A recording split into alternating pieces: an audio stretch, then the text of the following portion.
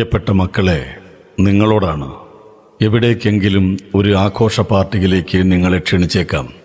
ഒഴിവാക്കാൻ കഴിയാത്തതിനാൽ നിങ്ങൾക്ക് പോകേണ്ടിയും വന്നേക്കാം. സോഷ്യലൈസ് ചെയ്യേണ്ടതും സൗഹൃദങ്ങളെ പുതുക്കേണ്ടതും ആവശ്യം തന്നെയാണ്. എന്നാൽ എവിടെ, ഏതുതരം പാർട്ടിക്കാണ് നിങ്ങൾ പോകുന്നത് എന്ന ഉത്തമ ബോധ്യം നിങ്ങൾക്കുണ്ടായിരിക്കണം. ഒഴിവാക്കുകയും അകറ്റി നിർത്തേണ്ടതുമായുള്ള സകലതിനെയും ബോധപൂർവം തന്നെ ഒഴിവാക്കുകയും വേണം. LSD, MDMA, കഞ്ചാവ്, ഹെറോയിൻ, മാജിക് മഷ്റൂം എന്നിങ്ങനെ പല സാധനങ്ങൾ വിലസുന്ന പാർട്ടികളുണ്ടാവാം. അവ ടാബ്ലറ്റ്, ഇഞ്ചക്ഷൻ, പൗഡർ, പുകയ്ക്കൽ, പിന്നീട് വായിൽ വെച്ചൊട്ടിക്കുന്ന സ്റ്റാമ്പ് രൂപത്തിലും ഇവയൊക്കെ സുലഭമാണ്. ഇനി പാർട്ടിയിൽ പങ്കെടുത്തു കഴിഞ്ഞു എന്നിരിക്കട്ടെ, സൗഹൃദത്തിൻ്റെ സമ്മർദ്ദം നിങ്ങളിലേക്ക് വരും. ഇതൊന്ന് വലിച്ചു നോക്കൂ, ഇതൊന്ന് കുത്തിവെച്ച് നോക്കടാ, ഇതൊന്ന് കഴിച്ചു നോക്ക് എന്നൊക്കെയുള്ള സമ്മർദ്ദങ്ങൾ. നിങ്ങൾ ഉപയോഗിക്കാൻ തയ്യാറല്ലെങ്കിൽ അമ്മയെ പേടിയാണോ, അച്ഛനെ പേടിയാണോടാ, നീ ആണാണോടാ എന്നിങ്ങനെ നാണം കെടുത്താൻ ശ്രമിക്കുന്ന സമ്മർദ്ദങ്ങളും നിങ്ങളിലേക്ക് വരാം. നിങ്ങൾ ആണാണെന്ന് തെളിയിക്കാനായി ഒരു പ്രാവശ്യം സമ്മർദ്ദക്കാരുടെ വലയിൽ വീണുപോയാൽ ആ വല ഭേദിച്ച് പുറത്തു വരിക എളുപ്പമല്ല.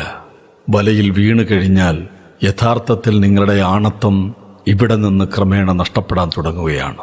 മക്കളെ എന്ന സംബോധനയിൽ ആൺകുട്ടികൾ മാത്രമല്ല, ലഹരിയുടെ മായാവലയങ്ങൾക്കിടയിൽപ്പെട്ടു പോകുന്നതിൽ, അതിൻ്റെ കെടുതികൾ ഏറെ അനുഭവിക്കേണ്ടി വരുന്നതിൽ പെൺകുട്ടികളുടെ എണ്ണവും അവിശ്വസനീയമാം വിധം ഏറെയാണ്.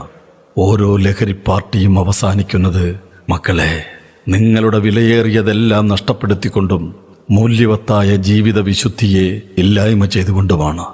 ആണത്തവും പെണ്ണത്തവും തെളിയിക്കാനായി ഒരു പ്രാവശ്യം തയ്യാറാവുമ്പോൾ ആ ഒരു പ്രാവശ്യം എന്നുള്ളത് പിന്നീട് ഇടയ്ക്കിടയ്ക്ക് വേണ്ടിവരും.